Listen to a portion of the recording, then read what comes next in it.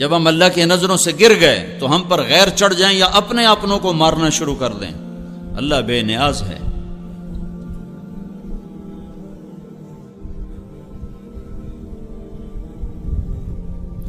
جب وہ ہائے ہائے کبھی ہم بھی تم میں بھی چاہت تھی، کبھی ہم بھی تم میں بھی راہ تھی، کبھی ہم بھی تم بھی تھے آشنا، تمہیں یاد ہو کہ نہ یاد ہو.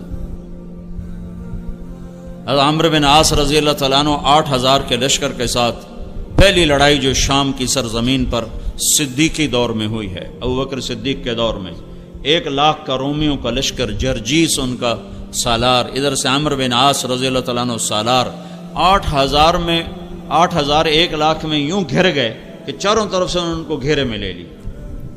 اور واصلہ بن اسقع رضی اللہ تعالیٰ عنہ بڑے صحابہ میں ہیں اور یا صحابہ صفہ میں سے تھے، بہت مشہور صحابی ہیں. وہ اس جنگ میں، اس لشکر میں شریک تھے. وہ یہ فرماتے ہیں کہ ہمیں یوں لگا کہ آج ہماری قبریں یہیں بنے گی، یہیں بنے گی. تو اس دن ہم شعر و شاعری بھی بھول گئے. عرب لڑتے ہوئے شعر پڑھتے تھے جذبے میں. اس دن ہم شعر و شاعری بھول گئے اور بس ایک زبان پہ تھا، یا رب محمد انصر امت محمد، اے رب محمد امت محمد کی مدد فرما. عبداللہ بن عمر رضی اللہ تعالیٰ عنہ بھی اس لشکر میں شریک تھے.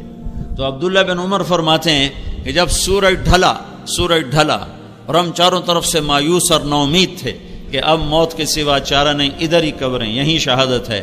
تو جب سورج ڈھلا تو کہتے میری ایک دم آسمان کی طرف جو نگاہ اٹھی تو میں نے دیکھا آسمان پھٹا اور اس میں سے شہابی گھوڑے نکلے اور اس پر سوار سفید پگڑیاں باندھے ہوئے اور ان کے ہاتھوں میں نیزے، اور سب سے آگے ایک سوار تھا جو زور زور سے یہ کہتا ہوا آ رہا تھا، ابشروا یا امت محمد فقد اتاکم اللہ بالنصر، اے امت محمد تمہیں بشارت ہو، تمہارا رب تمہاری مدد کے لیے آ گیا.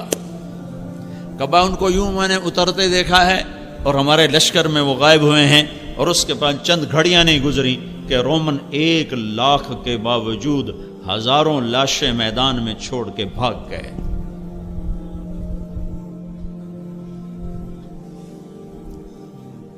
اچھا مسلمان 22 گھنٹے اخلاق والا کون سی حکومت بنے گی؟ طاقت سے نہیں، طاقت سے تو ہم نماز نہیں پڑھا سکتے، بے وضو نماز. مجھے مدینہ میں ایک نوجوان ملا، میرے سامنے بیٹھ کے ہچکیاں مار کے رونے لگا کہ میں 10 برس سے مدینہ میں بغیر وضو کے نماز پڑھتا رہا. مسجد نبوی میں جہاں لوگ لاکھوں روپے خرچ کر کے نماز پڑھنے جاتے ہیں کہ میں بے وضو یہاں نماز پڑھتا رہوں، کہ میں نماز سعودی حکومت کی پڑھتا تھا، اللہ کی نہیں پڑھتا تھا. میں نے تمہاری کیسٹ سنی تو میں نے توبہ کی ہے. تو میں اس وقت سے تمہاری تلاش میں تھا کہ یہ بندہ مجھے کہیں سے ملے، تو میں اس سے پوچھوں میری بخشش ہو سکتی ہے کہ 10 برس میں نے مدینے میں بغیر وضو کے نماز پڑھی. انبیاء علیہ السلام ایک محنت لے کر آتے ہیں. وہ محنت کیا ہے؟ وہ محنت کیا ہے؟ وہ اللہ نے خود بتا دی ہے. قل اے میرے نبی کہو، قل کہو. قرآن میں کوئی 334 دفعہ آیا ہے قل قل، اور ہر قل کے بعد کوئی بڑی طاقتور شے بیان ہوئی ہے. تو نبیوں والے طرز پر کام کریں گے لوگ. ہر ایک انفرادی طور پر ہسپتال میں کوئی چھو منتر نہیں، ہاں بھائی چھو سارا ٹھیک ہو جاؤ. ہر مریض کو خود الگ دوا کھانی پڑتی کہ نہیں؟ لیکن یہ پاکستان ہے. ہمارے پیرو وال کا ایک سپاہی تھا، سپاہی وہ لاٹری نکل آئی، وہ پیر سپاہی بن گیا. اس نے کچھ لوگ ہائر کیے کہ ویکھو جی میں بالکل انا ہوں، پیر سپاہی دا دم کیتا پانی اکھیں چ پاتا ہے، میں ٹھیک ہو گیا.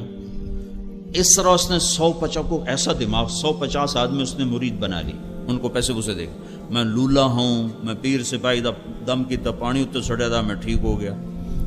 اس کی جو یہ تو مارکیٹنگ ہے نا، فن ہے مارکیٹنگ. تبلیغ بھی مارکیٹنگ ہے. اللہ رسول کے خریدار بنا دو لوگوں کو. اور وہ اتنا بڑا مجمع اس کے سامنے کھڑا ہوتا تھا. ہاں بھائی اپنی اپنی بوتلاں دے ڈھکن کھول لو، ٹھک ٹھک ٹھک ٹھک ڈھکن کھلتے چھو، وہ شروع ہو جاتا. چلو بھائی سارے نو شفا ہوگی، دم میرا اب پڑ گیا. یہاں تو پیر سپاہی بھی چل جاتے. کوئی ایسا دم نہیں ہے جو کسی کے اوپر کرو اور سارا معاشرہ متقی بن جائے، پرہیزگار بن جائے۔ کوئی ایسا دم نہیں ہے کہ ٹیچر اپنے شاگردوں پر پھونکے اور سارے اعلی نمبروں پر پاس ہو جائیں۔ ہر فرد کو تزکیہ کی محنت کرنی پڑے گی، تب جا کر وہ ایک صحیح انسان، کامیاب انسان بنے گا۔ قل کہہ دے میرے محبوب فیصل آباد میں پڑھنے والے نوجوانوں کو، ہذہ سبیلی ادعو الی اللہ علی بصیرۃ انا ومن اتبعنی وسبحان اللہ وما انا من المشرکین۔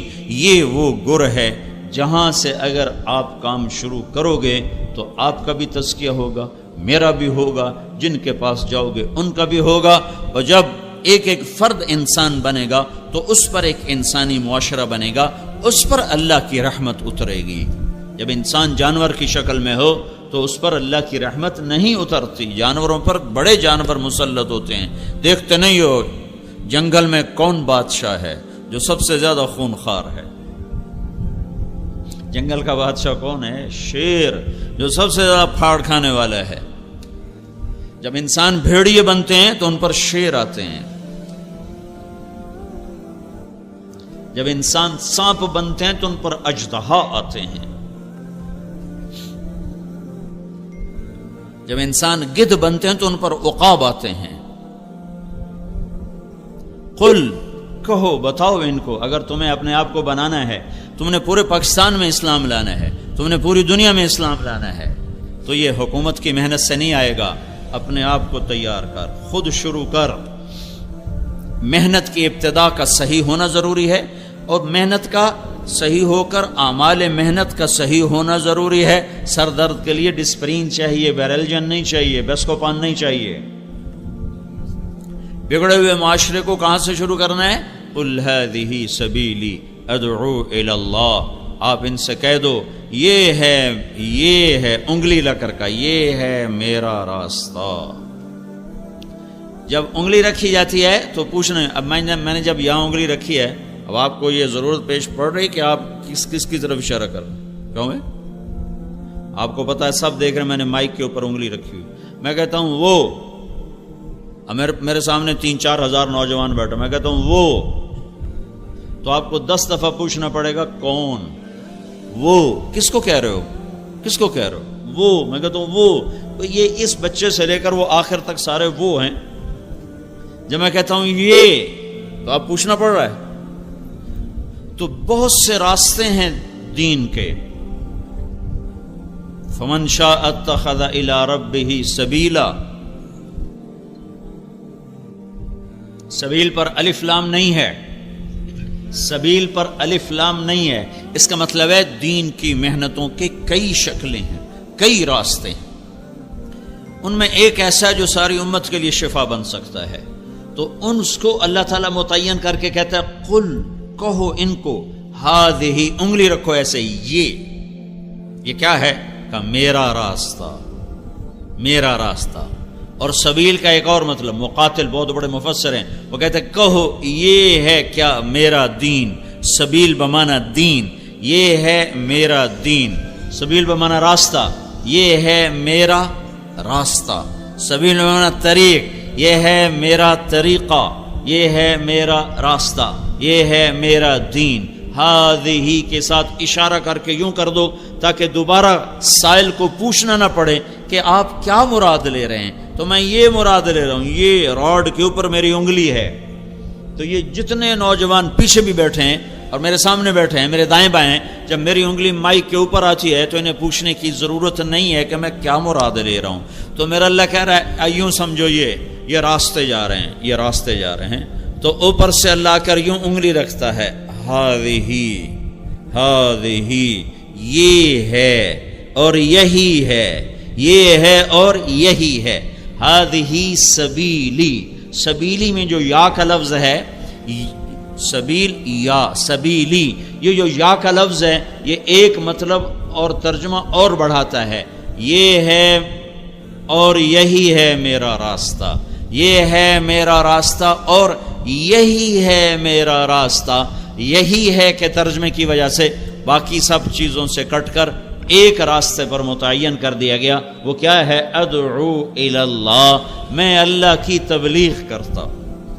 یہ تبلیغ کا کام، میں تبلیغ کرتا ہوں، ادعو الی اللہ، میں اللہ کی طرف بلاتا ہوں، ادعو الی اللہ، میں اللہ کی طرف بلاتا ہوں۔ بلانے سے کیا ہوتا ہے؟ جاؤ دیکھو مارکیٹ میں کیا ہو رہا ہے، بلانے سے کیا ہوتا ہے، کیسے کیسے لوگ خریدار بن جاتے ہیں خالی بلاتے۔ پیپسی والوں نے کبھی پکڑ کے آپ کو پیپسی بیچی ہے؟ انہوں نے بلایا ہے۔ جنید جمشید نے مجھے بتایا، جب شروع اس کے ساتھ سلام دعا شروع ہوئی اور اللہ نے اس کو ہدایت دی، کہ جب میں نے پیپسی کے لیے گانا شروع کیا تو اس وقت پیپسی کے پاس 25% مارکیٹ تھی اور 75% کوکا کولا کے پاس تھی۔ تو میں نے پیپسی کے لیے گانا شروع کیا تو 1 سال کے اندر 75% مارکیٹ پیپسی کے پاس چلی گئی اور 25% کوکا کولا کے پاس رہ گئی۔ بلانا کسے کہتے ہیں؟ صرف یہ نہیں کہ تقریر کر کے کہا وما علینا الا البلاغ، یا جا کے مرا گشت کر کے جی گشت کر آئے ہیں، گشت ہو گیا ہے، گشت کر آئے ہیں۔ خریدار بنانا، وہ راہیں سوچنا جس سے اگلے کا دل اللہ اس کے رسول کے لیے کھل جائے اور وہ جہنم کی راہیں چھوڑ دے۔ ادعو الی اللہ، مارکیٹنگ کے لیے یہ بڑے بڑے تاجر کتنے پیسے دیتے ہیں لوگوں کو کہ جو مارکیٹ میں جا کر گاہک تیار کرتے ہیں، جن کا فن یہ ہے، اس پر PhD، اس پر 16 سال کی پڑھائی، اس پر پھر آگے 20 سال کے تجربے، پھر وہ مٹی کو بھی بازار میں ایسے پیش کرتے ہیں کہ لوگ سونے کے بھاؤ خریدنے کے لیے تیار ہو جاتے ہیں۔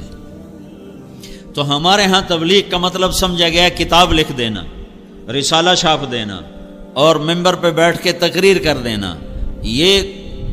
یہ اجزاء ہیں، یہ تعلیمی چیزیں ہیں۔ تبلیغ کا مطلب آج کی زبان میں مارکیٹنگ، IT، انفارمیشن ٹیکنالوجی، لوگوں کو ایسے خبر دینا کہ وہ آپ کی خبر کو ماننے پر تیار ہو جائیں اور آپ کی خبر پر، بات پر لبیک کہہ اٹھیں۔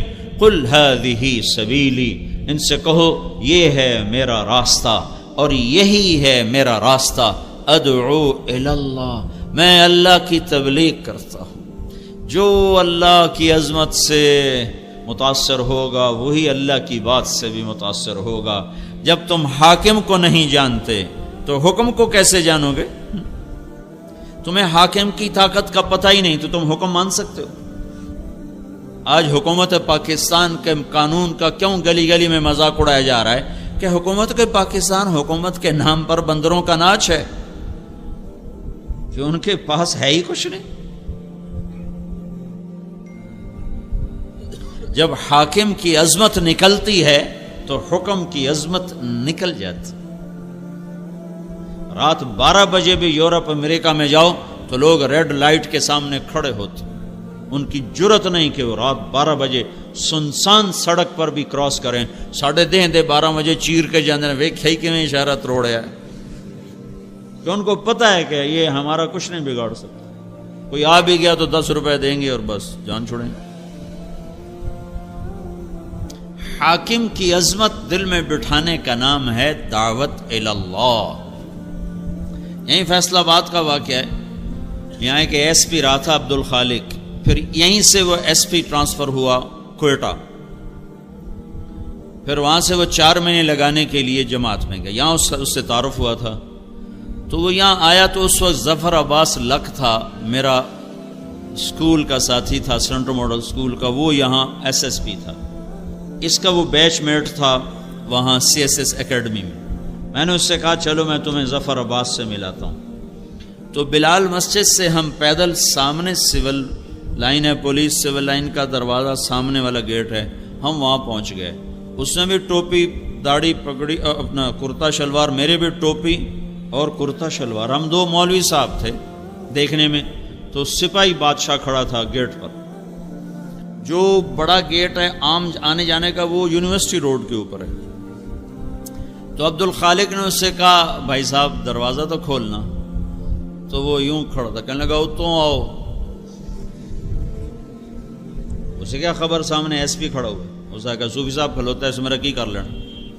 اس نے پھر کہا بھائی تیری بڑی مہربانی دروازہ کھول دے. کہا صوفی صاحب تسی سنیا نہیں اتوں آؤ. پھر ایسے ہو گیا.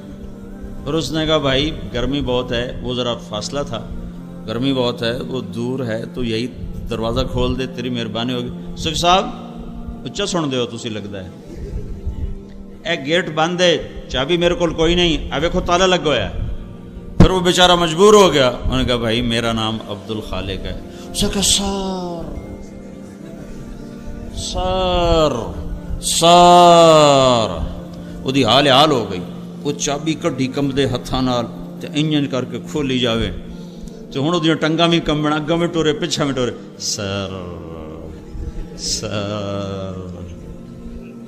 میں کہا عبد الخالق آج تیری برکت نال ایک گل بڑی سمجھ آئی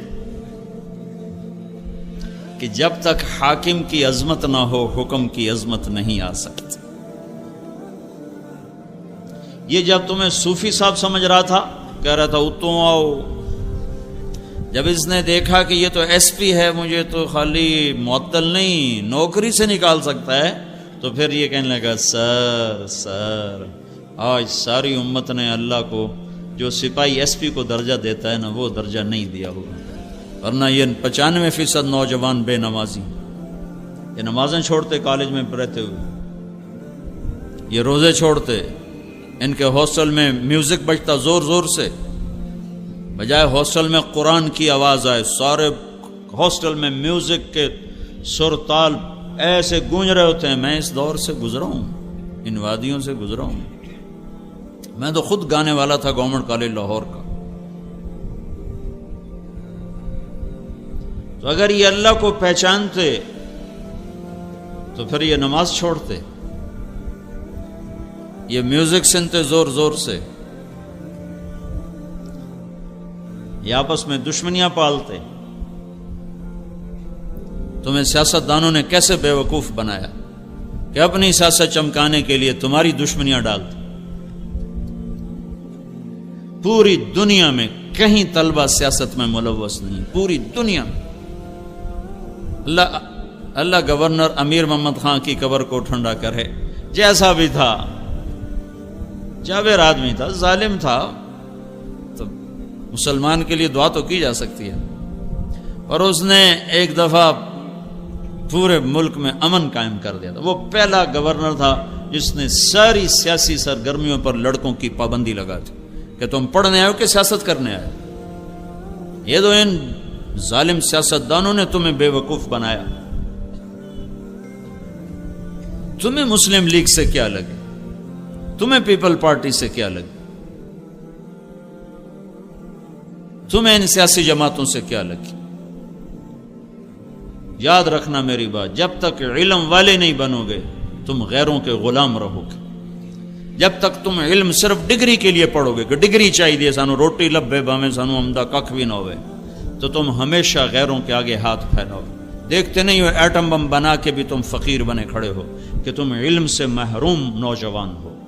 تم سب ڈگری کے چاہنے والے ہو، تم میں علم کا چاہنے والا کوئی نہیں ہے. اور اللہ کی قسم علم برائے شعور اور بیداری ہوتا ہے، علم برائے روٹی نہیں ہوتا. جس دن سے علم برائے روٹی بنا ہے ہم زوال اور پستیوں کی انتہا پہ جا گرے ہیں. چاہے دین کا علم ہو یا دنیا کا علم ہو، دونوں علم کا انتہا روٹی نہیں ہے، ڈگری نہیں ہے، نوکری نہیں ہے، جاب نہیں ہے، جستجو ہے، تحقیق ہے، شعور ہے. علم برائے شعور ہوتا ہے، علم برائے روزگار نہیں ہوتا.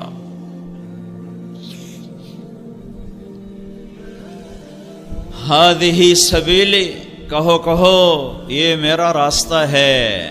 کیا میں اللہ کی طرف بلاتا ہوں. یا رسول اللہ اکیلے ہو یا رسول اللہ؟ نہیں اکیلا نہیں ہوں. انا، یہ جو انا کا اضافہ ہے، کیا میں قربان جاؤں اپنے رب کی قرآن کی فصاحت پر، خوبصورتی پر، بلاغت پر. ہائے ہائے کیا کلام اتارا میرے اللہ نے. عرب سنتے تھے اور دیوانہ وار گرتے تھے. فاصدع بما تؤمر کی آیت کو جب سنا ایک بدو نے تو منہ کے بل زمین پہ گرا، اونٹ سے زمین پر گر کے سجدے میں چلا گیا. ابو عبید نے پوچھو کی کر رہے ہیں، کیا کر رہے ہو؟ کہ اس کلام کو سجدہ کر رہا ہوں جو تم نے پڑھا ہے، کہ کیا کلام، قرآن نہیں جانتا ہے، کلام سمجھ. تو اب وہ اللہ کو عاجز سمجھا تو اللہ نے کیا کیا، فانظر کیف کان عاقبۃ مکرہم انا دمرناہم وقومہم اجمعین فتلک بیوتہم خاویۃ بما ظلموا ان فی ذلک لآیۃ لقوم یعلمون وانجینا الذین آمنوا وکانوا یتقون. کیا کیا اللہ تعالیٰ نے؟ ایک فرشتہ بھیجا جس نے اگر ایک چیخ ماری، آواز بہت طاقت ہے، ساؤنڈ سے کتنی تباہیت، اس نے ایک چیخ ماری، ان کے کلیجے سب کے پھٹ گئے اور چہرے ان کے نیلے پڑ گئے، اور وہ ایک دن میں سارے اللہ تعالیٰ نے مٹی کا ڈھیر بنایا، انہیں دفن کرنے والا کوئی نہ بچا. یہ کیسے تباہ ہوئے؟ ان کی تباہی کے پیچھے نہ ٹیکنالوجی کی کمی ہے نہ طاقت کی کمی. ایک تیسری قوم، وَفِرْعَوْنَ ذِي الْأَوْتَادِ، فرعون جو اس زمانے کا اتنا بڑا بادشاہ تھا کہ انسانی تاریخ میں صرف ایک انسان پیدا ہوا ہے جس نے کہا میں رب ہوں. یہ بات دنیا میں کسی نے نہیں کی. سجدہ تو مسلمان بادشاہ بھی کرواتے تھے، یہ مغلوں کو سجدے ہوتے تھے، یہ ہمارے مغلیہ بادشاہ تھے، اورنگزیب نے آ کر اسے ختم کیا.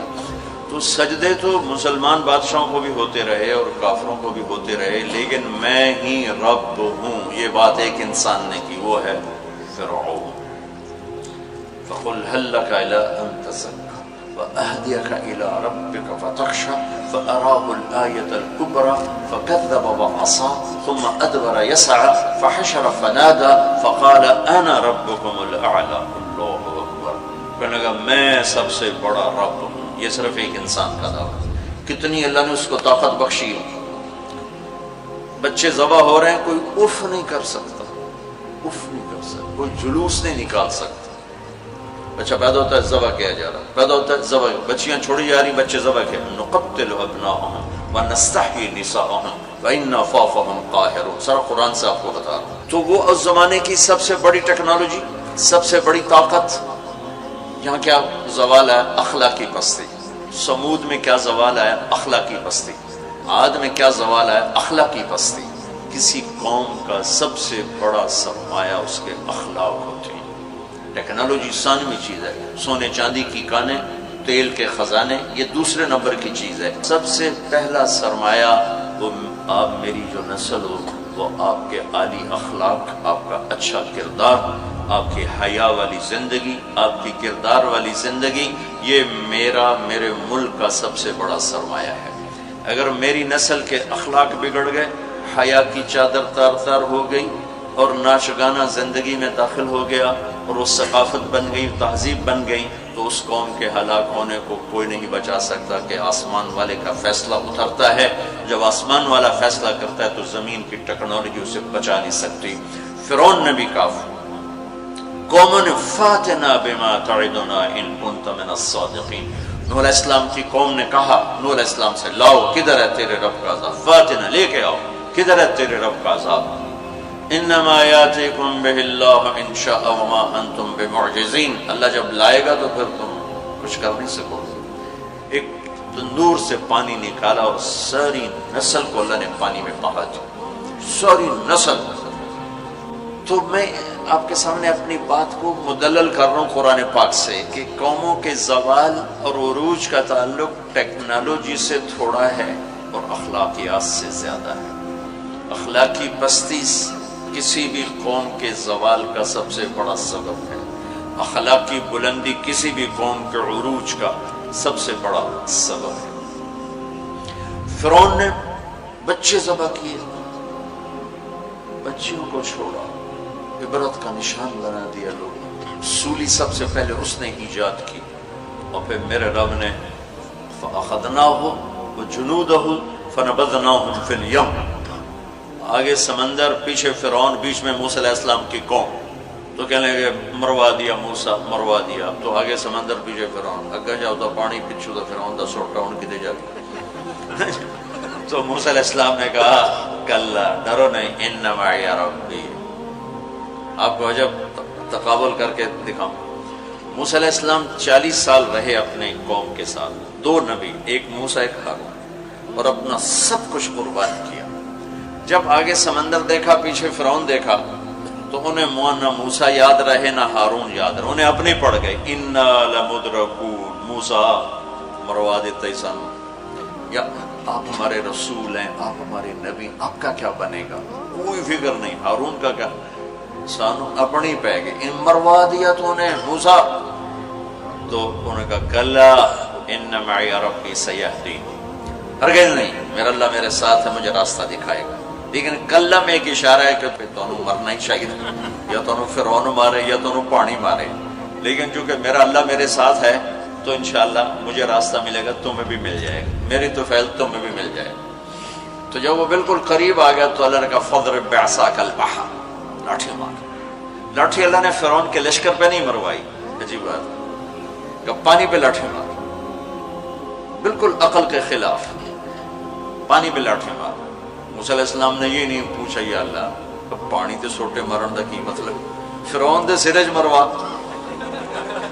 کہا نہیں ادھر مار۔ فانفلق البحر فکان کل فرق کالطود العظیم، میرے رب کی قدرت کہ ایک دم اس لاٹھی سے ٹھوٹے مارتا سمندر 12 راستوں میں تبدیل ہو گیا، اور سارا پانی ایسے سیمنٹ کی دیوار بن کے کھڑا ہو، ایسے کوئی جنبش نہیں، اور 12 قبیلے تھے، 12، تو ہر قبیلہ ایک راستے پہ پانی میں انٹر ہو گیا، بڑی بڑی دیواریں۔ اب ان کو پریشانی شروع ہو گئی کہ پتہ نہیں نال دیں کی حال ہے، تو اللہ تعالیٰ نے پانی کو ٹرانسپیرنٹ کر دیا، پہلے ہوتا ہے لیکن نظر نہیں آتا نا، تھک ہو، تو اللہ تعالیٰ نے دکھانا شروع کر دیا، وہ جا رہا ہے، وہ جا رہا ہے، وہ جا رہا ہے، سب جا رہے ہیں، جا رہے ہیں، جا رہے ہیں، سب پار نکل گئے۔ تو فرعون کنارے پر آ گیا، انٹر ہوا، اس کے ساتھ اس کا لشکر انٹر ہوا، تو اللہ نے پانی کو حکم دیا، تو پانی دوبارہ حرکت میں آیا اور سارا لشکر اس کے اندر ڈوبا، غرق ہوا۔ کہنے لگے ہمیں اعتبار نہیں، دکھاؤ واقعی مر گیا ہے۔ پانی کی موج نے اٹھایا اور باہر پھینک دیا۔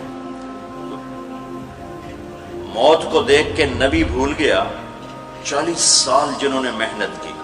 دیکھو ہمارے نبی ہجرت کے لیے گھر سے نکلے، جمعہ کی رات، 27 صفر، نبوت کا 14واں سال اور جمعہ کی رات تھی۔ تو ابو بکر رضی اللہ تعالیٰ عنہ نے عرض کی یا رسول اللہ میں نے ایک غار ڈھونڈا ہوا ہے، وہاں چل کے چھپتے ہیں، پھر جب ہماری طلب کوئی مدھم ہو جائے گی پھر ہم نکلیں گے۔ چلو اب کبھی آگے چلیں کبھی پیچھے، کبھی ہمارے نبی کے آگے ہوں کبھی پیچھے ہوں، کبھی آگے ہوں کبھی پیچھے۔ تو آپ نے فرمایا کہ ابو بکر یہ کیا کرو، کبھی آگے کبھی پیچھے، کبھی آگے کبھی پیچھے۔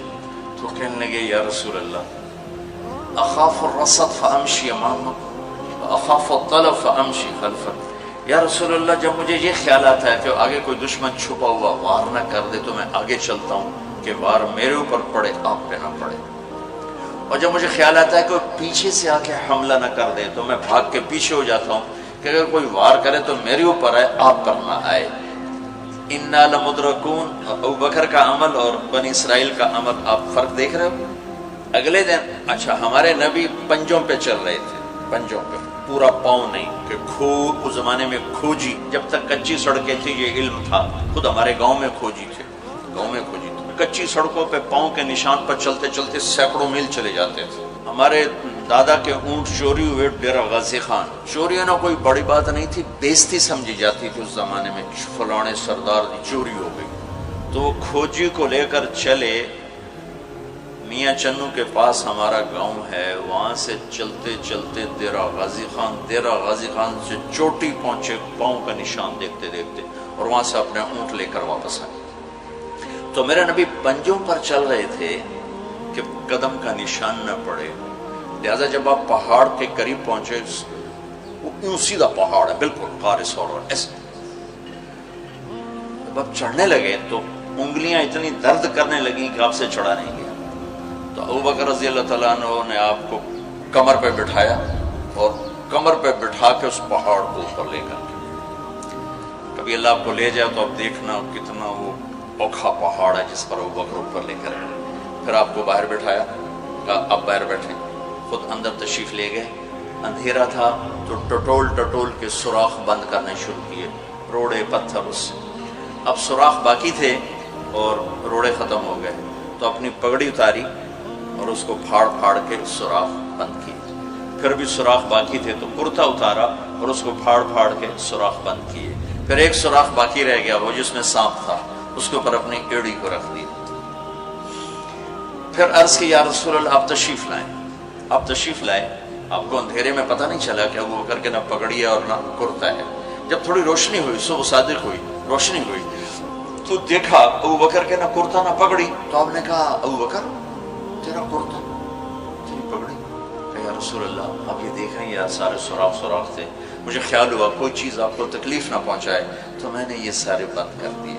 تو اس پر ایک دم میرے نبی کی آنکھیں بھر آئیں اور اب بے ساختہ روئے اور ہاتھ اٹھا کر رکھا یا اللہ میں ابو بکر سے راضی ہوں، تو بھی اس سے راضی ہو جا اور اسے جنت میں میرا ساتھی بنا تھا. تو فوراً جبریل آئے اور عرض کی یا رسول اللہ تعالیٰ فرما رہے ہیں کہ ہم ابو بکر سے راضی ہیں، وہ جنت میں آپ کا ساتھی بنانے کی بشارت دیتے ہیں. بنو اسرائیل کہہ رہے ہیں مروا دیا، اور ابو بکر کیا کر رہے ہیں آپ کو تقابل کر کے بتا. پھر اگلے دن قریش کا کھوجی صرف انگلیوں کو پہچانتا پہچانتا پہچانتا غار سور کی طرف چل پڑا. جب وہ چلے تو میرے رب کا غیبی نظام حرکت میں آیا. اللہ نے ایک بیل اگائی، وہ کافی کھلی جگہ ہے، بیل اگائی. بیل اس کے شاخوں کے اندر اللہ نے مکڑیوں کو حکم دیا، انہوں نے جالا بنا دیا. ایک کبوتری نے آ کے انڈے دے دیے. کھوجی ٹھیک دروازے پہ لے کے آ گیا کا پاؤں کا نشان یہاں تک. تو اب ابو بکر کے دل پہ کیا گزر رہی تھی وہ قرآن بتاتا ہے. بنو اسرائیل کے دل پہ کیا گزری قرآن نے کہا انہیں اپنی پڑ گئی، اپنے نبی کی بھول گئی. لیکن جب یہاں دشمن سر پہ پہنچا ہے تو ابو بکر کے دل پر کیا گزری اس کو قرآن بتاتا ہے. اذ یقول لصاحبہ لا تحزن ان اللہ معنا. جب ہمارے نبی نے اپنے ساتھی ابو بکر سے کہا غم نہ کر اللہ ہمارے ساتھ ہے، غم نہ کر اللہ ہمارے ساتھ ہے. یہ غم کا لفظ ہے، خوف کا لفظ نہیں کہ ڈر نہیں، اللہ ہمارے ساتھ ہے. اگر قرآن کہتا لا تخف ڈرو نہیں اللہ ہمارے ساتھ ہے تو ڈرو نہیں کا لفظ بتلاتا کہ ابو بکر کو اپنی پڑ گئی یار میرا کی بڑھنا ہے. قرآن کہتا ہے غم نہ کر. ابو بکر کو اپنی ذات بھول گئی، اپنے نبی کا غم لگ گیا کہ یا اللہ میرے نبی کا کیا بنے گا، یا اللہ میرے نبی کا کیا بنے گا. تو اللہ تعالیٰ نے فرمایا اس ابو بکر کے سینے کو سامنے رکھ کر کہ اپنے حبیب کی زبان سے کہلوایا غم نہ کر اللہ ہمارے ساتھ ہے، اللہ ہمارے ساتھ ہے. پھر دونوں امتوں کا فرق بتانے لگا ہوں. بنو اسرائیل نے سمندر پار کیا، فرعون کو غرق ہوتے دیکھا، اور ایک نبی آگے ایک پیچھے، دو رسولوں کے درمیان جا رہے ہیں. اور آگے ایک بستی میں دیکھا فمروا علی قوم یعکفون علی اصنام لہم، وہ ایک بتوں کی پوجا کر رہے تھے. اتنے ماٹھے تھے عقل کے بنو اسرائیل کہ پتھر کی پوجا ہو رہی. 40 سال نبی کی صحبت ہے، بڑے بڑے معجزے دیکھے، اور ابھی پانی پاؤں پہ لگا ہوا ہے. سمندر کو پھٹتے دیکھا، فرعون کو ڈوبتے دیکھا. موسیٰ علیہ السلام سے کہنے لگے اجعل لنا الہا کما لہم آلیہ. موسیٰ علیہ السلام جی ہماری ایک درخواست. کہنے لگے کیا؟ ایو جے ہے خدا سانو ہی لے دے. ایسے میں انہوں متھر ٹیکی. اتنی چھوٹی عقل کے تھے کہ ایک لے دے ہمیں. ان کو توڑے جا بے عقل میں دنیا جو ایک ہی کوئی انکم قوم تجہلون. ہمارے نبی دنیا سے تشریف لے گئے، فوت ہوئے 12 ربیع الاول 7 جون 633 عیسوی 11 ہجری پیر کا. یہ تقریباً یہی ٹائم ہے، اس سے تھوڑا سا آگے، زور سے پہلے. اب دنیا سے تشریف لے گئے، انتقال فرما گئے. صحابہ پہ عجیب و غریب کیفیت طاری ہوگی. عمر رضی اللہ عنہ نے تلوار نکال لی، جو کہے گا اللہ کا نبی فوت ہو گیا قتل کر دوں گا. وہ فوت نہیں ہوئے، اللہ کے پاس گئے، واپس آئیں گے. ابو بکر صدیق کو پتہ چلا وہ عوالی ایک محلہ ہے وہاں گئے ہوئے تھے اپنی بیگم کے پاس. وہاں سے دوڑتے ہوئے آئے، تھوڑے سے چھلانگ لگائی، گھر میں داخل ہوئے، اپنی بیٹی کے حضرت عائشہ کے گھر میں آپ کا انتقال ہوا، آپ کے چہرے سے کپڑا ہٹایا، ماتھا چوما، آنسو گرے اور کہا طبت حیا و میتا، میرے محبوب آپ دونوں حالتوں میں پاک پاکیزہ خوشبودار ہیں، دنیا سے جانے کے بعد بھی اور دنیا میں رہتے ہوئے بھی۔ پھر تشریف لائے تو عمر کی آواز گرجدار، کوئی نہ کہے میرے نبی فوت ہو گئے۔ ممبر پر آ کر کھڑے ہوئے کہا عمر بیٹھ جاؤ، عمر کہنے لگا میں نہیں بیٹھتا، میں نہیں بیٹھتا۔ تو کہنے لگے ایھا الناس من کان یعبد محمدا فإن محمدا قد مات، جو لوگ محمد کی پوجا کرتے تھے تو سنو آج ان کو اللہ نے اٹھا لیا ہے۔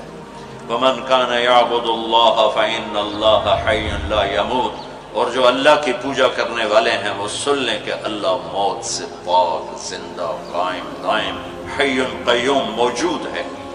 اور پھر آپ نے یہ آیت پڑھی انک میت و انہم میتون، میرے حبیب آپ نے بھی موت کا ذائقہ چکھنا ہے۔ کمایا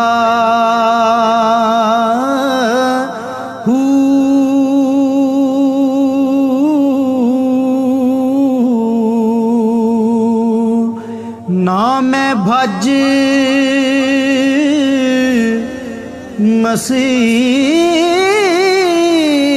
مسیتی وڑیا نا تسبا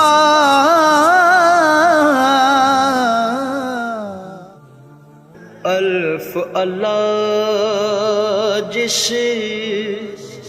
دل بر ہووے، الف اللہ جس دل بر ہووے،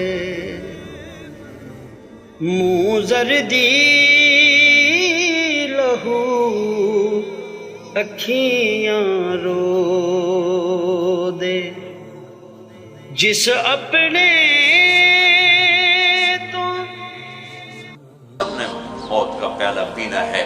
اور یہ آیت پڑھی وما محمد الا رسول قد خلت من قبلہ الرسل افإن مات او قتل انقلبتم علی اعقابکم، میرے نبی بھی تو رسول ہیں جیسے اور رسول ہیں، ان کو بھی تو موت نے آنا ہے، تو تم میرا راستہ چھوڑ دو گے، میرا دین چھوڑ دو گے۔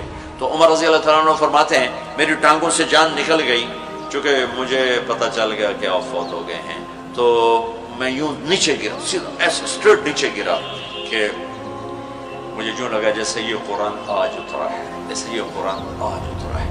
تو ابوبکر صدیق رضی اللہ تعالیٰ عنہ صحابہ کا ایمان اور بنو اسرائیل کا ایمان اب تقابل، دو نبیوں کی موجودگی میں اتنے بڑے معجزے دیکھ کر ایک پتھر کا بت دے ہم بھی اس کو سجدہ کریں، اور یہاں میرے نبی دنیا سے جا چکے ہیں اور ابوبکر صدیق اعلان کرتے ہیں کہ اللہ زندہ ہے، موت سے پاک ہے، اور میرے نبی کو اللہ نے بلا لیا، جیسے ہر نبی کو بلایا میرے نبی کو بھی بلا لیا ہے۔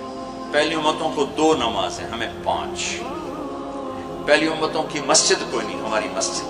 پہلی امتوں کی اذان کوئی نہیں، ہمیں اذان دی، اور اذان اتنا بڑا عمل بنا دیا میرے نبی نے کہ آپ نے فرمایا کہ اذان دینے والا قیامت کے دن سب سے اونچے مقام پر کھڑا ہوگا۔ حضرت علی فرمایا کرتے تھے کاش میں اللہ کے نبی سے حسن حسین کے لیے مسجد نبوی کی اذان مانگ لیتا، یہ حضرت علی فرمایا کرتے تھے۔ اور جنگ قادسیہ میں مؤذن زخمی ہو گیا تو اذان دینے کے شوق میں سردار آپس میں الجھ گئے، ایک کہتا میں دوں گا، ایک کہتا میں دوں گا، پھر قرہ اندازی ہوئی جس کا نام نکلا اس نے اذان دی۔